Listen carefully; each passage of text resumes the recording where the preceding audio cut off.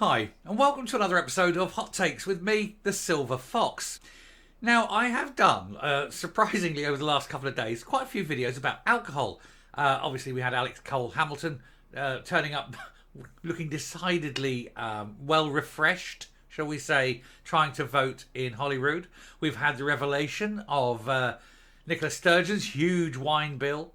We've seen today how there are more pubs in Scotland closing than anywhere else in Britain, and it's double the rate. It's not just a bit more, it's 100% more. But there is one area where Scotland is leading the world.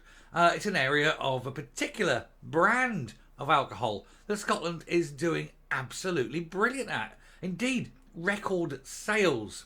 Now, of course, this won't particularly help Scotland. Regular viewers will remember that during the summer I went away for a few days with my wife, and we ended up going to a very beautiful place, I must admit. And if you ever get the chance to go there, do go and see it. Stunningly beautiful. And that's Buckfast Abbey. And whilst there, I did partake of a particular little tonic wine that they are rather famous for making. Very nice wine it is too. It's the sort of thing, if you drink a bottle, you know you've had a little drinky.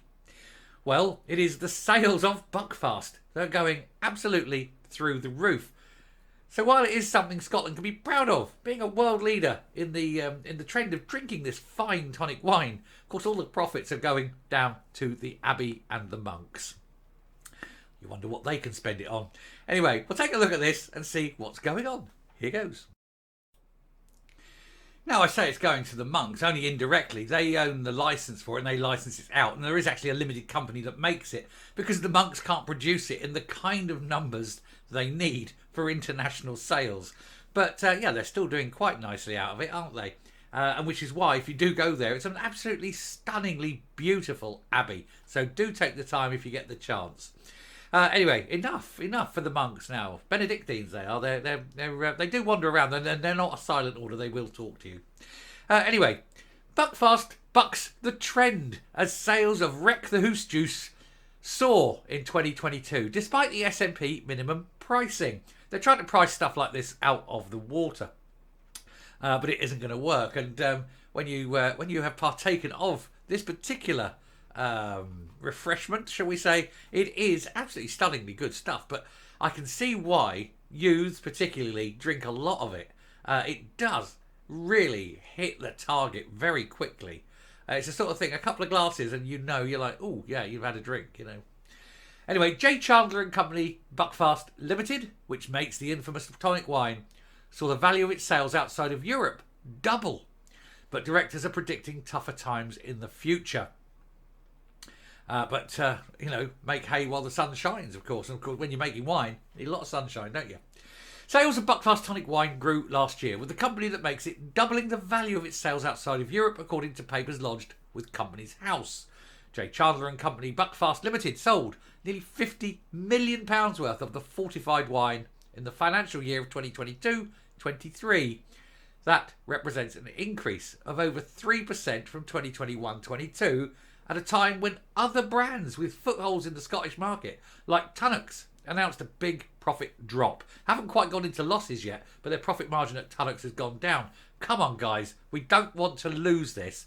Tunnocks tea cakes, food of the gods, keep eating them. Don't let them go under. Anyway, of that figure, 49.1 million was sold in the UK. So they made sales of 49.9 million all over. And 49.1 of those sales was in the UK. And we all know more or less where in the UK it was sold. That's up from 47.6 million last year. Sales in the rest of Europe dropped to 460,000 from 536. But outside of Europe, sales grew from 126 to 284, more than doubling. It's an incredible increase. But even so, that's still a massive growth in the UK as well. While Chandler is registered in England, Buckfast has become synonymous with Scotland. The fortified wine has traditionally been popular among youths and is known as Wreck the Hoose Juice for its potency and ability to get someone drunk. And I must admit, when we came back from Buckfast back in August, and we sat there, and I just got, my parents were there, we got the four of us there, and I just said, oh, try this, because they'd never had it before, unbelievably.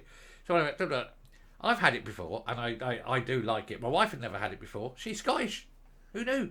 Anyway, they'd had it. Well, they thought it was terribly sweet, and I was like, and honestly, I finished the bottle, and I was like reeling. It was good. Gotta say, afternoon day drinking in the summer when the sun is out and you've got nothing to do, God, it's a joy. It's one of the true joys of life, isn't it?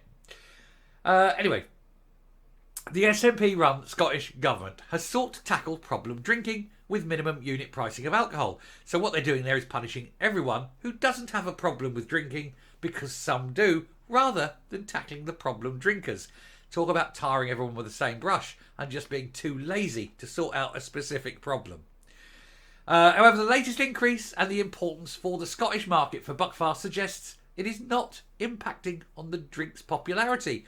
No, kids are going to drink it, it doesn't matter.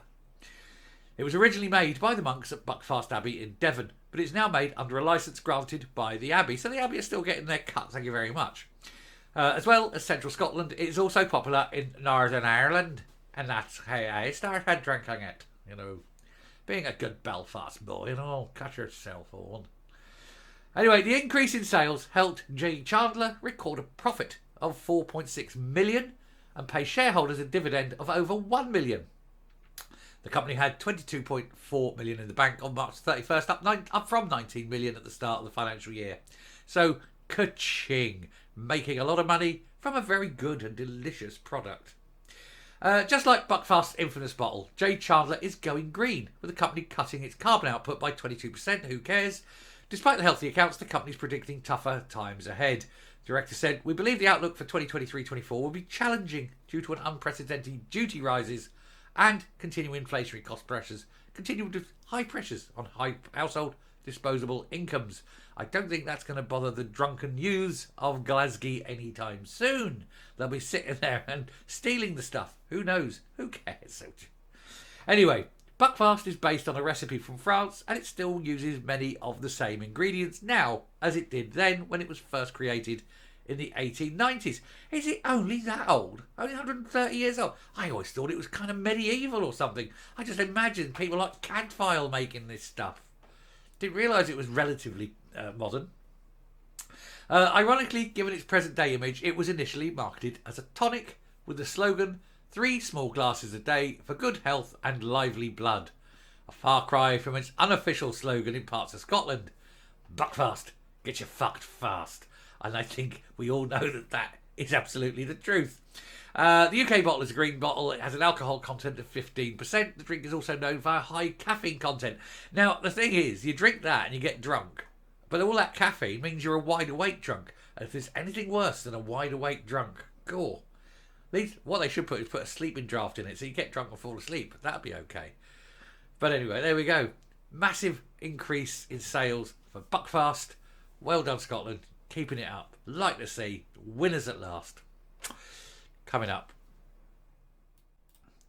There does seem to be a bit of snobbery about. I mean, you know, you drink a pint of lager, a pint of craft ale.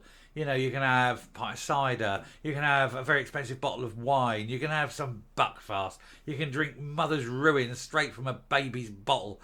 Or you can sit there with a very, very, you know, elegant single malt. But ultimately, it's all the same. It's hooch. You're drinking it for pleasure, to escape your problems, to ease the social wheels and things like that. Whatever you're drinking for. But it's all the same. It's just different flavours of what is effectively booze. And so don't judge people who drink Buckfast. You know, if they're an arsehole on it, fine. But judge them for being an arsehole. But never judge anyone for what they're drinking. Tastes vary. Anyway, I shall stop there. Thank you very much for watching. I hope this one was just light and fluffy and entertaining. It wasn't a serious video, this one. But I just saw it and I just thought, yeah, I like this one. Anyway, thank you very much. I will speak to you later. But I'm not going to have any Buckfast. Bye.